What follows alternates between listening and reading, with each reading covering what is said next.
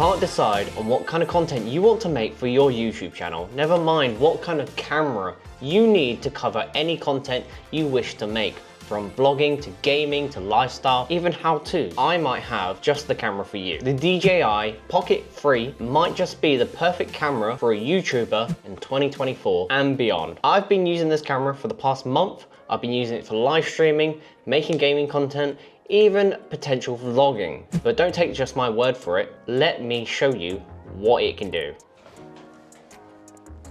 So I'm recording on it right now. As you can see, I can pick the camera up and we can walk around the studio and show you everything around us, keeping us in focus and keeping us in frame thanks to the gimbal on top, which is incredible. So if you wanted to make vlogging, gaming content or anything lifestyle, you could just do that with this camera and that's it. Personally, the best bundle you can get with this camera right now is the creator bundle, and you will see hundreds of people buying it right now. It's this one right here. As you can see, it's been on my shelf for the past month. If you see my live streams, I've been using this. It's incredible. You get a DJI Mic 2 with it, which picks up your sound perfectly. It's what I'm using right now, right here. You can't even see it because you can put it under your t-shirt. But this camera has so many features, it's crazy what you can do with it. As you can see, this is where I sit, make my videos, live stream, and all sorts. But honestly, if you really just wanted to make content, all you need is this camera. Let's go outside. We're outside, just want to showcase how compatible with any kind of filming style you want to do with this camera. Right now, I'm walking around my garden. Walking around with a camera is very common these days, but it's very shaky. But thanks to the gimbal on top of this camera, it's very smooth. So you can really get them nice shots as you are walking around, talking and watching your dog. This is my dog. Let's show off one of the functions of the camera. Want to see some slow-mo?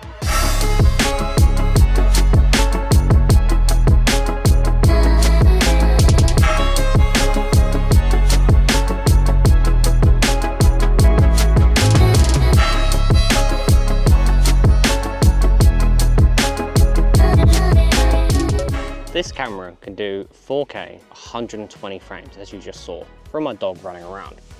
And also, I can place it down right now and it'll frame up on me, just sat on the grass. Another cool thing about this, you can get really nice product shots, amazing looking cinematic shots and hyperlapses and also time lapses. Yeah, let's do something a bit more cinematic.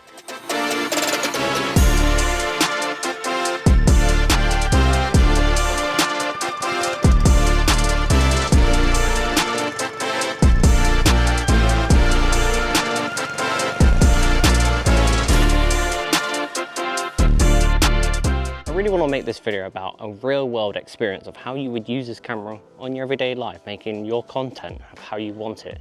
Not this fancy, you know, circumstances of how you would set this camera up in a controlled environment or how you'd use it in a specific scenario, but how you'd use it just as a normal creator out there trying to make your content the best you can with the kit you have. That's some shots you can get with this kind of camera, which is really cool. I know it's a bit boring with grass, but let's go back to the studio and show what we can actually do and why I actually bought this camera.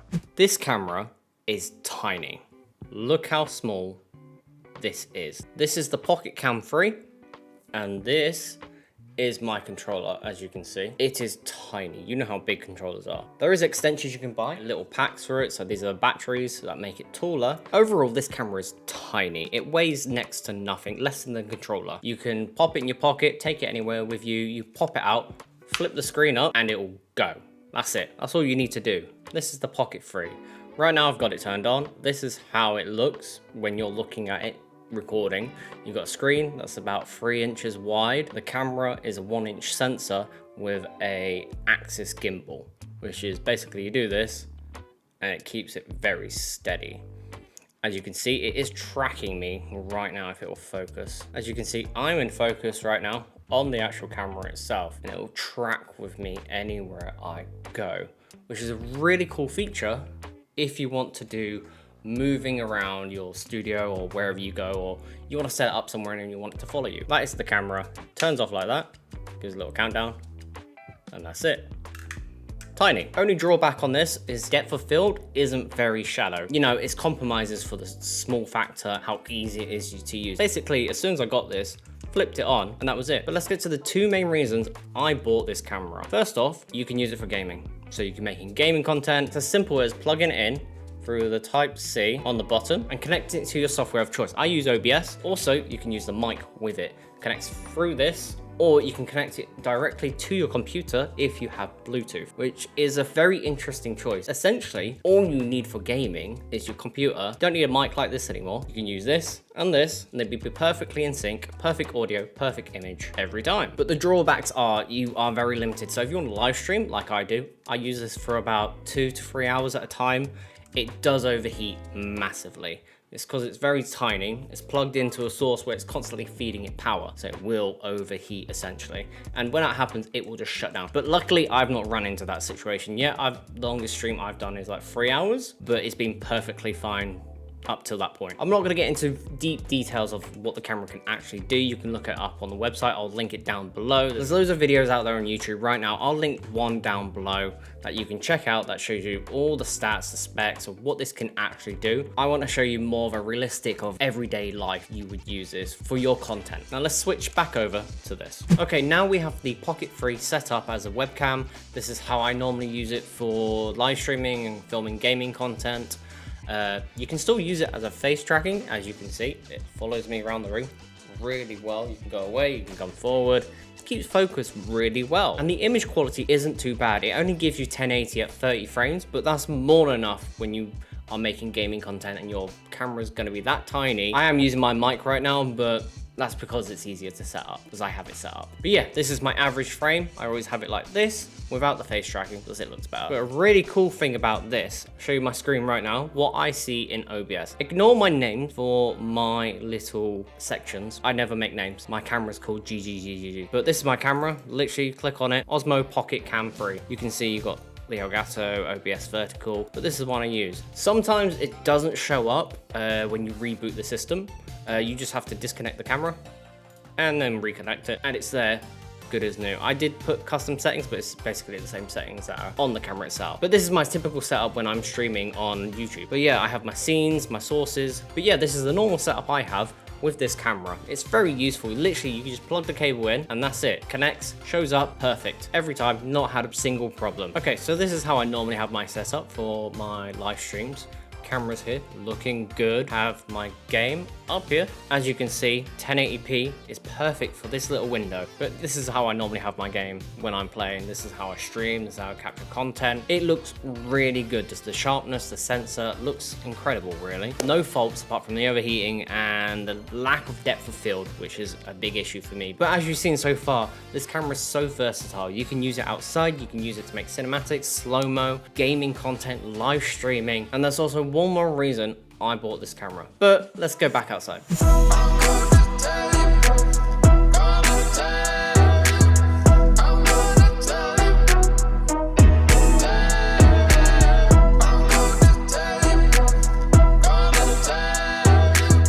See, the other reason I got this camera is because I wanted to start vlogging myself. Sometimes in the future, not right now, but I wanted to make sure I had a camera that could cover it when I eventually wanted to. This camera can cover everything. So you can walk along, talk about your everyday life, take your dog for a walk if you wanted to, have a little montage, make it from the camera, and, you know, make great content in an open field. It's great for all purposes. I've never had an issue with this yet. I've been using it for a whole month. I've not made a vlog yet. Me and my future wife really have a lot of plans in the future that we want to do, and I want to document them. And this is probably the perfect camera for that. Besides gaming, I want to make vlogs and whatever content comes my way. But you can see, like, this footage looks amazing. Very smooth. You can hear me from the mic. The mic is under my shirt, and it also records 32 float to the mic itself, so you can have even better quality audio if you wanted to. But the audio recorded to the camera itself is amazing. This is me out, and also it's getting really dark. You can't tell right now, but it's quite dark. Well, it's getting there. This camera is great in low light. Great for all purposes. That's why I love this camera. That's why I spent ages trying to pick the right camera, and I personally thought this would be it. But there we go. This is what I wanted to show you. Vlogging outside. You can do everything with this camera and a whole lot more. But let's go back in. And there you go. That's my take on the DJI Osmo Pocket 3. Personally, great camera. There is some faults with the overheating, the sensor, depth of field is a bit of a letdown for me, but it's going to have some shortcomings when it's a small form factor, tinier than my hand. It's crazy how small this is and what it can do. It does 4K at 120 frames or 4K 60, which I'm always recording at. The capability of connecting one of these mics directly to the camera itself makes it so easy for just running gun, filming, vlogging, outside content when you just need to get it there and then, or even a setup like this. Don't need this, don't need anything really, just this and the camera, and that's it. And you do get loads of accessories if you buy the creator bundle like I have. Two main reasons I bought this camera: making video gaming content with live streaming and capturing the footage the best I can, and also vlogging in the future, which I'm very excited about. Personally, I think this is the best camera overall for the price of what it can do. It's currently about 620 for the creator bundle, or you can buy the camera on its own for about 500. And when you compare that to a normal DSLR or mirrorless camera, you're looking at about at least 500-600 just for the body alone, and then a decent lens, another 300-400. And this camera over the Elgato Facecam Mark II I had previously in my last video, it's not actually a disappointment. The colors are nice, the image quality is nice, you'll get what you want from it, and for a creative standpoint, you're not limited. Probably your only limitation is what you can think of creatively. But there you go. This is my take on this camera. I love it, and for being on a budget, it's great value. If you want to see more content like this, let me know in the comments. But until then, here's my previous video on the Elgato Facecam Mark II, and I'll see you next time.